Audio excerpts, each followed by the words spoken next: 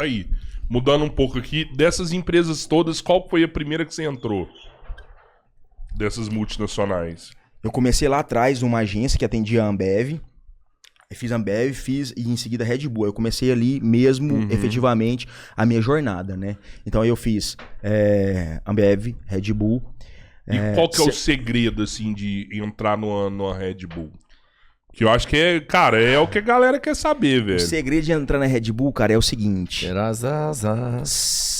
É o seguinte, ó. Você conhece... Vamos lá. Eu vou falar um pouco até de algo que eu acredito muito. E eu vou falar da Red Bull, eu vou falar de todas as outras empresas.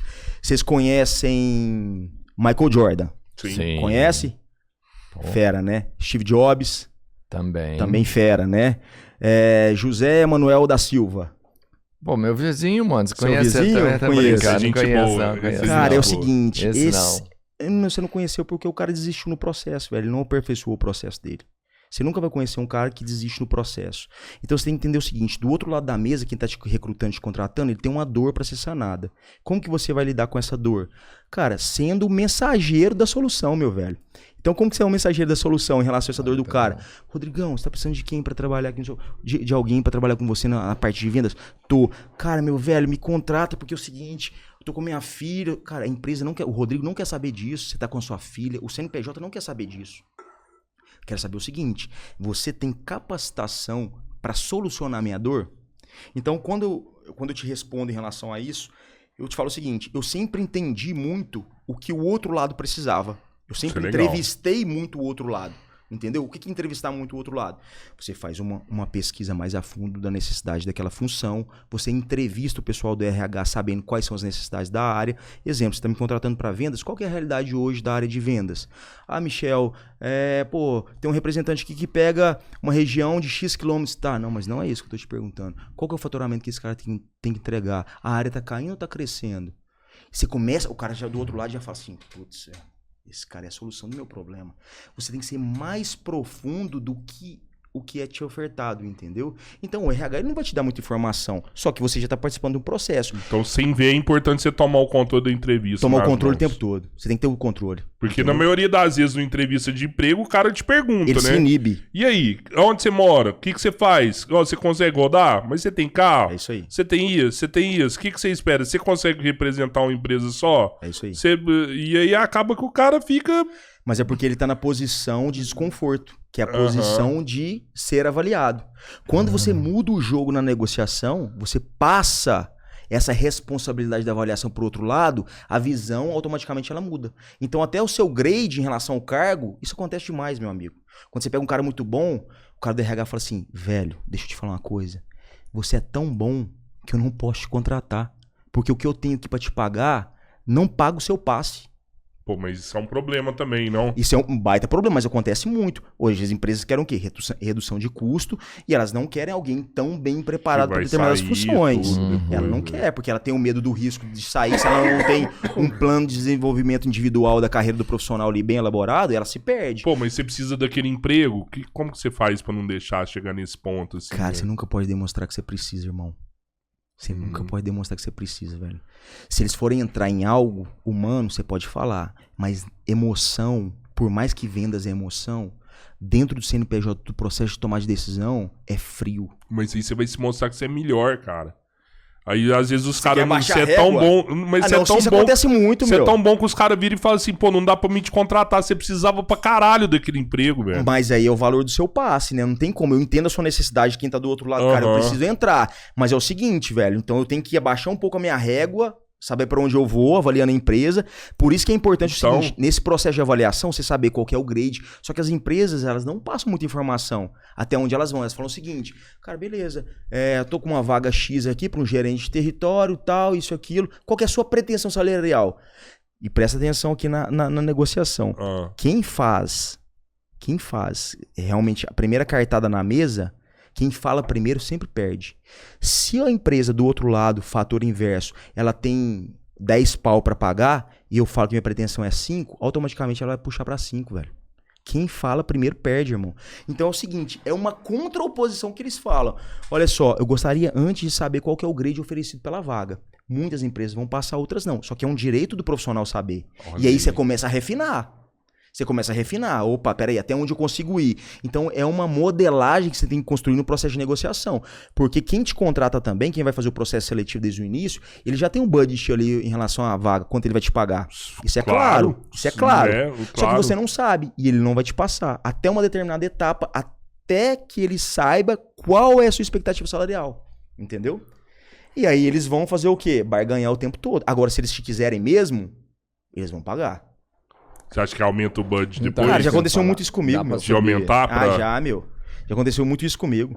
Tipo assim, é lógico que você vai fazer isso numa posição de conforto, né? Você faz o seguinte... Mas de 10 entrevistas igual essa que você falou, eu duvido que mais de um questiona o cara que tá entrevistando. Pouquíssimos. De pegar informações pra uso próprio. Isso é muito foda, velho. Pouquíssimos, é. Eu nunca tinha pensado nisso aí. Isso é muito foda mesmo. E você tem que fazer o fator inverso, sempre. Cara, você vai negociar, você nunca pode ser o lado fraco da mesa.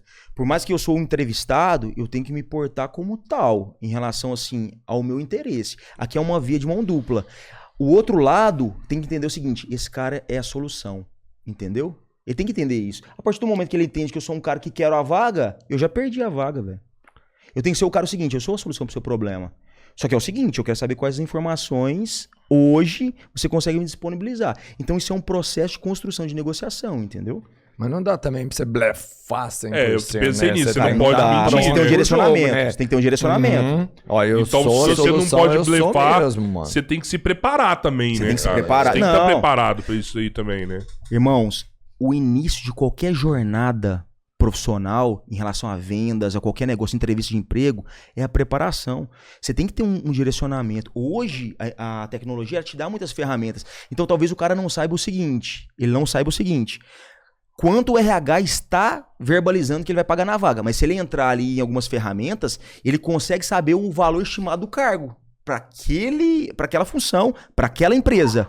Então eu sei ali que um executivo de vendas na Balinhas do Chico ganha R$ 8.500. Opa, se o executivo de vendas ganha R$ 8.500, eu já sei que a vaga aqui vai estar entre 7 e 9,5. Então eu já tenho uma linha para poder trabalhar, entendeu? Total, Então tá muito total. dentro disso. Hoje a informação está disponível. Só que muitas vezes o RH não vai te passar. Muitas vezes não. A maioria das vezes eles não vão te falar por quê? Redução de custo. O RH tem meta, vocês sabiam disso, né? O RH é o seguinte, cara, eu tô te dando aqui 10 vagas na sua mão. Dessas 10 vagas, você tem X para fazer. Se você fizer com esse valor, você é bonificado, você recebe algo em cima. Então, eles têm que automaticamente reduzir custo para eles serem bonificados em cima da Entregar o contratação. melhor puxando pra baixo. É o seguinte, ali. eu vou lá e negocio. Eu negocio. Eu, sei lá, o grade era 8, eu negociei e fui pra 10. O Robertinho não negocia, o dele é 4. A gordura dele foi pra mim, amigão. Sim. Aí depois o que vai acontecer? Eu e o Robertinho, isso acontece muito. Isso que eu ia te perguntar. Depois eu e o Robertinho viramos brother na empresa. Cara, isso aconteceu muito Isso é comigo foda já. pra caralho. Eu e o Robertinho é brother e tal, ali você troca uma ideia com o cara, eu tento me preservar ao máximo pra não falar. Salário, tudo, que às vezes é algo até ruim, né? Justamente por esses pontos, né? Mas o cara vê alguma coisa, algo do gênero, né? Acontece até alguns fatos falhos da empresa de mandar algo que mostra ali o grade salarial ou a categoria salarial que o cara tá, né? Dependendo da vaga, se é categoria 13 salarial e o cara é 7. O cara fala, putz, o cara é 13, eu sou 7. O cara já sabe que você tá ganhando muito mais do que ele. Então o que acontece é o seguinte, a empresa do outro lado, ela vai fazer o seguinte, o Robertinho tá performando bem? Tô. Cara, eu vou aumentar ali 10% pra ele, mas eu não vou chegar lá nos 10 que foi ofertado de cara. Então vai fazendo essa estipulação. Automaticamente, o que eu fiz com o Robertinho? Desestimulei ele totalmente profissionalmente, velho. Totalmente. Porque ele não quer saber de onde eu vim. Mas se você for analisar isso, é uma prática do mercado como um todo, cara. Você vai pegar o Neymar ganhando lá 10 milha e o outro cara lá ganhando 500 mil.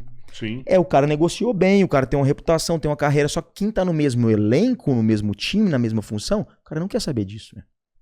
Cara, mas assim, tem que ter uma preocupação. O RH na empresa, ele é, se não um dos fatores principais, né? Que aí você tem o produto, enfim. Porque hoje, uma das maiores custos da empresa é formar um colaborador. Exato. Se você não seleciona isso bem, você tem que estar fazendo isso constantemente. Exato. É muito dispendioso para a empresa você formar um colaborador, sei lá, ensinar ele o processo, esperar. É como se quando você contrata um, você perde 2, porque você tem que pôr alguém para treinar. Você tá pagando um cara que não tá fazendo nada e pagando um outro cara que não vai estar fazendo nada porque tá ensinando ele a fazer. O famoso turnover também, né? Assim, o giro. Você treina o cara 3 meses, o cara sai fora. É foda colocar outro depois Acontece. repor. Acontece muito. Hoje em dia acontece muito. Mas é o ponto que a gente tava falando, né? Em relação a soft skills e hard skills.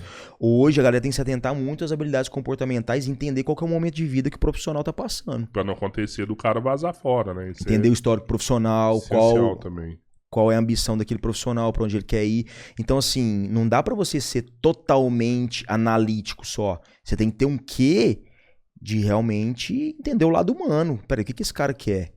O que o trouxe aqui? Igual você ficar gerando empresa. Às vezes você gera empresa numa velocidade muito rápida. Eu já fui confrontado em algumas movimentações que eu fiz. Falei, peraí, mas você ficou 2 anos na empresa, tá saindo agora por quê? Eu falei, cara, porque eu almejo muito o meu desenvolvimento profissional. Lá, eu vi que eu tinha batido no teto e não tinha mais pra onde ir. Aqui na sua empresa eu tenho oportunidade pra crescer? Pô, o cara já desestabiliza do outro lado, meu. E outra coisa, se ele falar que não... Beleza, velho, eu já sei que não, eu vou olhar outra coisa. Mas aí chega o ponto que você falou, da preparação. Se eu preciso entrar, cara, eu vou saber dosar aquilo até onde eu vou, entendeu? Peraí, deixa eu dosar, eu não vou bater tão de frente, eu vou dar uma resposta que seja pertinente, plausível, que eu impacte, mas eu vou dar sequência. E geralmente, olha isso que eu vou falar pra vocês agora, e é algo bem, bem forte, por quê? O pessoal fala o seguinte, existe muito leão de entrevista, né? O cara é muito bom na entrevista, mas na hora que o cara vai desempenhar o papel, ele não é tão bom. Todo leão de entrevista, se for em vendas, esse cara geralmente é um excelente vendedor. Só que é o seguinte, semente boa em terra infértil, cara, não nasce nada. O ambiente tem que ser bom, o gerente tem que ser bom, a equipe tem que ser boa, a empresa tem que dar condições boas, porque se o cara for bom entrar lá e desestimular depois de 3 meses, cara, a culpa não é do profissional, meu. A culpa é da empresa que não soube trabalhar com um cara bom na mão. Trazendo analogia pro futebol. Tem técnico, tem time que vai pegar um Neymar e não vai saber jogar com ele, velho. Fato, entendeu?